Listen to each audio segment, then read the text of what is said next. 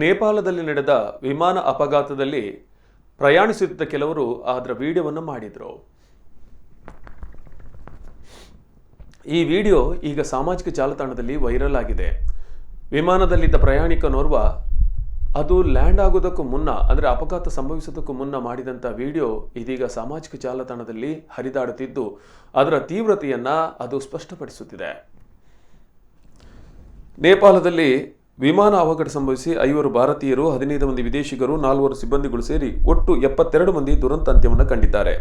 72 ಮಂದಿಯಲ್ಲಿ ಇನ್ನೇನು ಒಂದು ಯಶಸ್ವಿ ಲ್ಯಾಂಡಿಂಗ್ನಿಂದ ವರ್ಷಗಟ್ಟಲೆ ಕ್ಯಾಪ್ಟನ್ ಆಗಬೇಕೆನ್ನುವ ಕನಸನ್ನು ನನಸಾಗಿಸಬೇಕಿದ್ದ ಅಂಜು ಖತಿವಾಡ ಬೆಂಕಿ ಕೆನ್ನಾಲೆಯಲ್ಲಿ ಸಜೀವ ದಹನವಾಗಿ ಹೋದರು. 2006 ಜೂನ್ 21 ದಿನ ಇದೇ AT ಏರ್ಲೈನ್ಸ್ನಲ್ಲಿ ಸಹ ಪೈಲಟ್ ಆಗಿ ಅಂಜು ಅವರ ಗಂಡ ದೀಪಕ್ ಪುಕ್ರೇಲ್ ವಿಮಾನದಲ್ಲಿದ್ದರು. ನೇಪಾಲ್ಗಂಜ್ನಿಂದ ಜುಮ್ಲಾಕ್ಕೆ ತೆರಳುತ್ತಿದ್ದ 9 NIQ ವಿಮಾನ ಪತನಗೊಂಡಿತ್ತು. ಆ ದುರಂತದಲ್ಲಿ 6 ಮಂದಿ ಪ್ರಯಾಣಿಕರು ಹಾಗೂ 4 ಸಿಬ್ಬಂದಿಗಳು ಮೃತಪಟ್ಟಿದ್ದರು. ಆ 4ರಲ್ಲಿ ಒಬ್ಬರು ಅಂಜು ಅವರ ಪತಿಯೂ ಆಗಿದ್ದರು.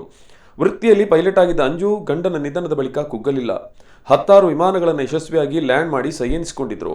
ಪೈಲಟ್ ಆಗಲು 100 ಗಂಟೆ ವಿಮಾನ ಹಾರಿಸುವ ಅನುಭವ ಬೇಕು. ಇದನ್ನು ಈಗಾಗಲೇ ಬಹುತೇಕವಾಗಿ ನಿಭಾಯಿಸಿದ ಅಂಜು ರವಿವಾರ ಒಂದೇ ಒಂದು ಲ್ಯಾಂಡಿಂಗ್ ಮಾಡಿದ್ದರೆ ವಿಮಾನದ ಕ್ಯಾಪ್ಟನ್ ಆಗುತ್ತಿದ್ದರು. ಕಳೆದ 35 ವರ್ಷಗಳಿಂದ ಅನೇಕ ಪೈಲಟ್ಗಳಿಗೆ ಸಲಹೆ ನೀಡುತ್ತಾ ತರಬೇತಿ ಕೊಡುತ್ತಿದ್ದ ಕಮಲ್ KC ವಿಮಾನದಲ್ಲಿ ಅನುಭವಿ ಕ್ಯಾಪ್ಟನ್ ಆಗಿದ್ದರು.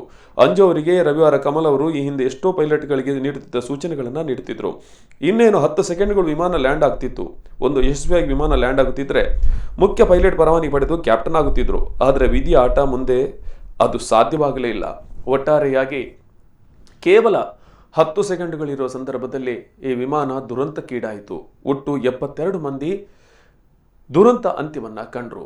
ಈ ಸಂದರ್ಭದಲ್ಲಿ ಇನ್ನು ಲ್ಯಾಂಡ್ ಆಗೋದಕ್ಕೆ ಮುನ್ನ ವಿಮಾನದಲ್ಲಿದ್ದ ಪ್ರಯಾಣಿಕನೋರ್ವ ತನ್ನ ಸ್ನೇಹಿತರ ಜೊತೆ ಪ್ರಯಾಣ ಮಾಡ್ತಾ ಇದ್ರು. ಈ ಸಂದರ್ಭದಲ್ಲಿ ಅವರು ವಿಡಿಯೋ ಮಾಡಿದ್ದು ಆ ವಿಮಾನ ದುರಂತ ಆಗೋ ವೇಳೆಯಲ್ಲಿ ಹತ್ತಿಕೊಂಡ ಬೆಂಕಿ ಕೂಡ ವಿಡಿಯೋದಲ್ಲಿ ಸ್ಪಷ್ಟವಾಗಿ ಗೋಚರವಾಗುತ್ತಿದೆ.